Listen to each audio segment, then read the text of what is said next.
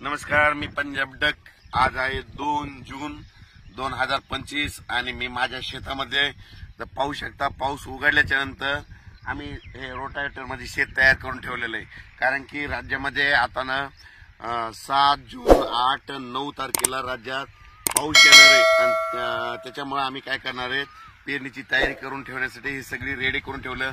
गवत उगवलं होतं म्हणून काय केलं, हे रोटावेटर केलं. आणि या सर्व शेतकऱ्याला सांगू इच्छितो, तुम्ही काय करा, 6 जून पर्यंत तुम्ही शेत तयार करून घ्या. कारण की राज्यामध्ये 7 जून 8 9 10च्या दरम्यान पुन्हा पाऊस येणार आहे. आणि त्याच्यानंतर राज्यातल्या सर्व शेतकऱ्याला सांगू इच्छितो, जर 7 8 10 जून पर्यंत नाही झालं तर तुम्ही काय करा, 12 जून पर्यंत तरी तुम्ही तुमच्या शेताची कामे करून घ्या. कारण की राज्यामध्ये 13 जून ते 18 जून राज्यात मुसळधार पाऊस पडणार आहे. ठिकठिकाणी वडी नाणे वाहतील असा पाऊस पडणार आहे. म्हणून हा अंदाज लक्षात घ्यायचा. राज्यातल्या सर्व शेतकऱ्यांना सांगू इच्छितो की 13 जून पासून ते 18 जून पर्यंत दररोज वेगवेगळ्या जोरात पाऊस पडणार आहे. मुंबई, पुणे, नाशिक, संगमनेर तर अतिमुसळधार पाऊस पडणार आहे. म्हणून हा अंदाज लक्षात घ्यायचा. नगर जिल्ह्यात देखील अतिमुसळधार पाऊस पडणार आहे. पुणे जिल्ह्यात अतिमुसळधार पाऊस पडणार आहे. आणि परत एक सांगतो की जे उजनी धरण आहे, म्हणजे ह्या पावसामध्ये 7 ते 8 टीएमसी पाणी आलं होतं. तर आता हे जे उद्याचा पाऊस पडेल तर त्याच्यामध्ये उजनीच्या धरणात देखील पाणी येणार आहे. कशामुळे की पाऊस पुणे जिल्ह्यामध्ये, नगर जिल्ह्यामध्ये, जुन्नर तिकडे खूप पडणार आहे.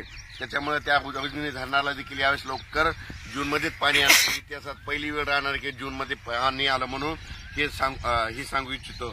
आणि राज्यातल्या परत सर्व शेतकऱ्याला सांगू इच्छितो, 13 जून ते 17 जूनच्या दरम्यान लातूर जिल्हा, नांदेड जिल्हा, बीड जिल्हा, धाराशिव जिल्हा, सोलापूर जिल्हा, त्याच्यानंतर सातारा, सांगली, कोल्हापूर नगर जिल्हा, त्याच्यानंतर संभाजीनगर, जालना जिल्हा, त्याच्यानंतर उत्तर महाराष्ट्रामध्ये धुळे, नंदुरबार, जळगाव, पारगोळा, तसेच बुलढाणा जिल्हा, बुलढाणा, अकोला, अमरावती, वर्धा, नागपूर, भंडारा, गोंदिया, चंद्रपूर, यवतमाळ, हिंगोली, वाशिम, यवतमाळ यामध्ये सांगायचं झालं सर्व जिल्ह्यात 13 जून पासून ते 18 जून पर्यंत खूप पाऊस पडणार आहे. तुम्ही काय करा, शेतीची कामे करून घ्या.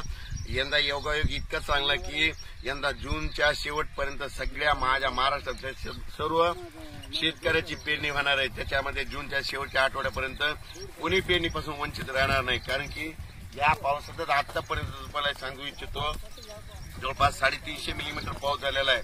आणि याच्यानंतर 7 8 जूनला देखील भागबदलत पाऊस पडणार आहे. त्याच्यानंतर 13 ते 17चा देखील खूप पाऊस पडणार आहे. म्हणून राज्यामध्ये पेरणीसाठी असं पोषक वातावरण आहे. जमिनीमध्ये पीक खूप ओलं आहे, पेरलं तरी उगवू शकतं. म्हणून हे सर्व शेतकऱ्यांनी